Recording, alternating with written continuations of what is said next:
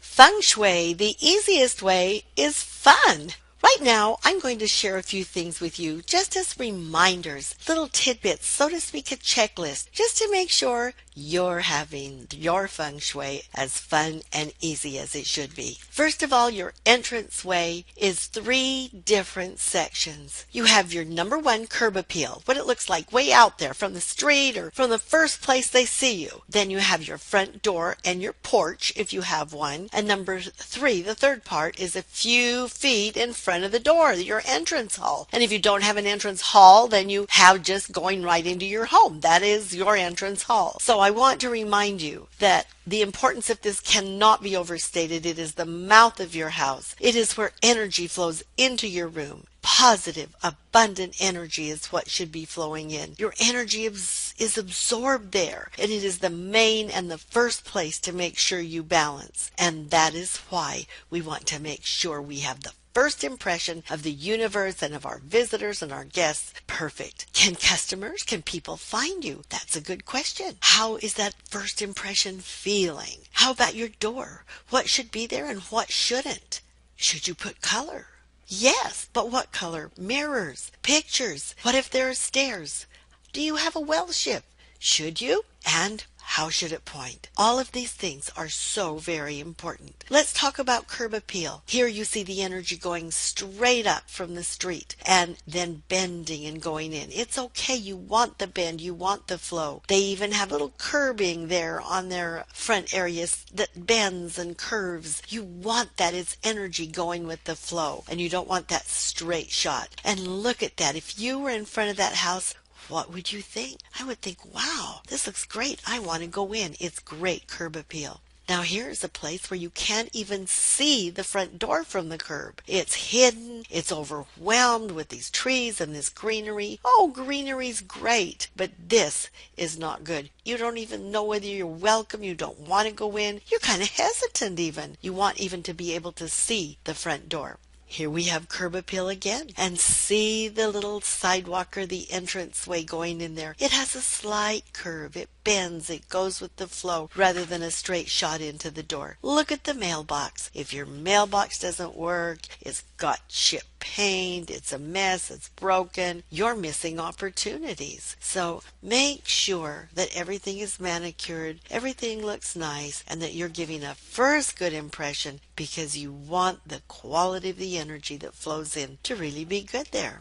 Next, we're going to talk about the second part of the entranceway, and that would be your porch and your door. Now, a lot of people don't have a porch. Here's a small one, but it's very inviting, isn't it? A little overwhelming with those two plants and that big thing on top and the red door and both things on the side, but overwhelming as it is, it's inviting. And even though it's small, it doesn't matter. It looks inviting. This entrance isn't good. Why? Well, first of all, it's dark. The dense energy you can see up in the corners. It's not lit. It doesn't even look inviting. I'd be hesitant to go here. The umbrella's at the door. Look at the plant on the left. It looks like it's kind of dying. There's nothing abundant here. And if I'm not mistaken, the plants on the right are cacti. I don't think you want a cactus in your front area. This is not inviting. It's not good energy. Now here we have plants by the front door, but it does look inviting, doesn't it? Beautiful flowers, making a curve, kind of an archway there, following the archway. I don't think I'd like those boots or the chalkboard there, but otherwise, this is really a great front door. They've got a nice light. They've got the plants. Everything looks good. And by the way, that front door, it reminds me, your front door must open all the way. You can't just have a broken front door. If it just barely opens, you're barely going to get your opportunities and your abundance to flow in. Now here we are. You can see they have a nice porch. There are chairs on both the right and the left. It's inviting. They've got the flowers. It's neatly manicured. And this has really got great curb appeal. You can see it's well lit at night. What about this? Absolutely. It is absolutely delightful. It's a place I'd want to go. It's well manicured, and I think you can see it's got really good positive energy flowing in. Here's another one.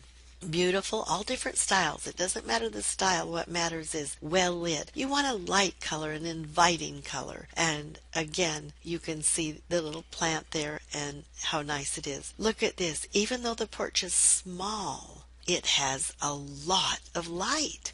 And that's what you want. You want it to be bright and well lit, even day and night. Now let's talk about the door and the entranceway in front of the door, the third part. And I'm going to go back and really give some specifics about the door itself, but right now let's talk about the entranceway and going in. This is a lovely entranceway, isn't it? You can see when you open the door, there's space. There's a way for that energy to flow in. And when we see the entranceway, and by the way, if you have a small entranceway, a mirror like this is wonderful because it opens it up, it expands and enlarges it. Now this isn't too small of an entranceway, but the mirror still looks great, doesn't it? And we've got all 5 elements. It looks welcoming, doesn't it? Because you have all 5 elements. There's even a nice picture on the wall there. And so it's bright, nice, pretty color. It says welcome. Come on in, doesn't it? What do you think about this? We're coming in at the doorway looking forward, and you can see even the entryway here is a bit dark. That light pinkish purple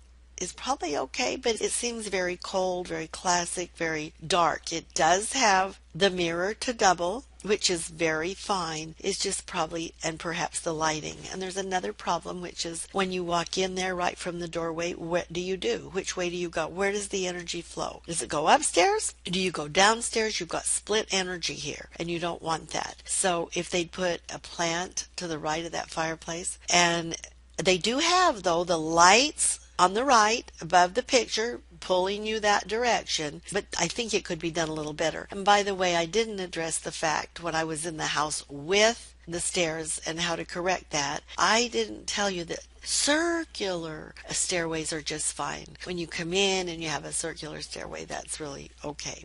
And here again, we have the entrance. We're looking from the opposite side. If you were to come in, you would be faced with going right up those stairs or coming down the hallway. Now, they've done a nice thing here. They have a runner with stripes going forward, showing you the path and the way. And they've got the pictures and the table pulling that energy in that front way. So I really think this is good to do that. Now, let's talk a little bit about the door itself. Your door is so very important. Your front door and your entranceway is the most important thing to balance in your home. And this main entrance, this is a traditional Chinese door. And we're going to talk about the different colors you can have for your door and where they would be optimum. But speaking of a door, your door should always be as same protective size as your house. In other words, if you've got a huge house and a huge entryway, you want a huge door. Because if you had a huge house but just a small door, it would limit your opportunities. But if you have a small house, a small door is just fine. And that door should always open inwards. It should be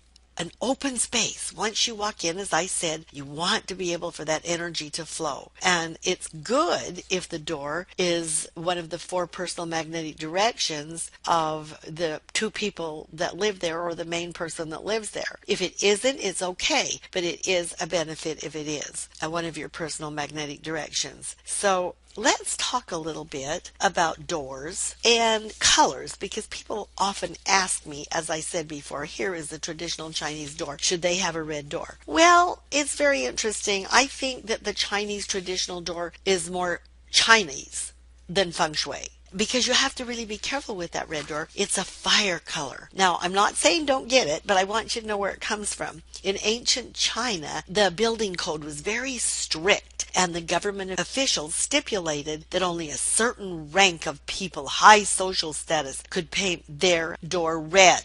So if you had a red door, you were the rich or the noble class, and it came to be known as auspicious, as wealthy, and that's where I think the feng shui picked it up. But there's other meanings. For example, in America, the red door was a sign of welcome in the old days. And when people had to travel by horse and buggy, they had to stop often. And when they came across a house with a red door, it meant they would be able to spend the night. And in Scotland, when you paid off your mortgage, you could paint your door red. So actually, red is not bad. It's just you really want to be careful in your home and in your house where you put the red. The best place to have a red door would be the south. Because remember, south south is represented by fire. So if you want to put the red or a bright pink, really the kind of pink you'd see in a fire, or a burgundy, then that would be okay. And a red door attracts your fame and reputation. It represents wealth, as I said. It's a very auspicious color, and it's the spark, the passion. It represents heat and sexuality and confidence and power and security. And of course, we know that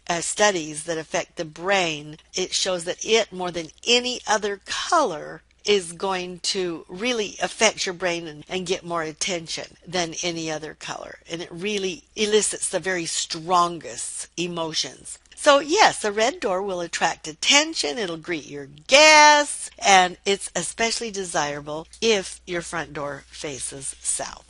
And let's look at some. There you go. The door facing south has fire energy. And as I said, it brings in all of these things: reputation, success, passion, intensity, action, prosperity, power. And there are the colors of the fire: red, magenta, strong yellow, orange, and fuchsia pink. Here are some beautiful red doors, and they're very pretty. All right. Now let's talk about if you were to have a blue door, where would be the optimum place. The optimum place for a blue door would be in the north, because the north is represented by water.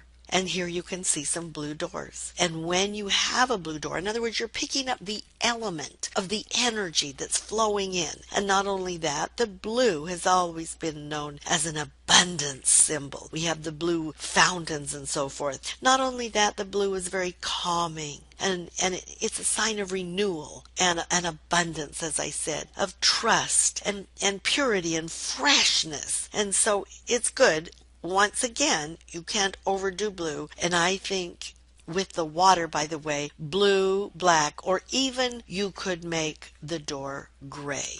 I kind of like a turquoise blue if you're going to have a blue door. Now, the third thing we're going to talk about is if your door is facing east and southeast. And when I say facing, I mean you're inside your house, looking out. What direction are you facing? You are facing one of the directions. It's not what are you facing when you walk in. No, it's when you're in your house, ready to walk out the door. What direction is that? And so if your door faces the east or the southeast, of course, that represents wood. And the colors that represent wood and pick up on the energy and vibration are your different colors of greens and browns and creams. You could even have turquoise here. And the wood element brings in health and vitality and growth and again, wealth and prosperity. It really brings a good energy into the home, a warm energy, and it brings like vitality energy into the home. And also, as I said, it brings in good health. So here's some pretty green doors and brown doors. And now we're going to talk about a door facing southwest and northeast. And as you can see here, that element that's represented by those two directions is earth. And of course the earth colors are yellows and beiges and browns, and you could have like a terracotta because that's an earth brown, isn't it? And these are very cheery doors, and you can see how absolutely beautiful that is. And when you have the earth element, your door is facing that, it brings in stability, and it brings in just nourishment and protection and all of your wonderful relationships. The earth is so solid and stable, and that's what you're bringing in, that kind of harmony of stability into your home. So now let's talk about the door facing west or northwest, and the element here would be metal. And metal is very, very important, of course, because a lot of people have the white doors. And we have white, we have silver, gray, copper, gold, rust. These are the colors of metal. And what does metal bring in? Well, metal brings in qualities of focus and clarity and efficiency and precision. It's a very balanced energy, and you have a feeling of lightness and light energy when you have that door. So you can see you can have colored doors if you choose, and especially if you choose to have colored doors rather than just your regular wood door. Then here are some suggestions that you can use for the colors.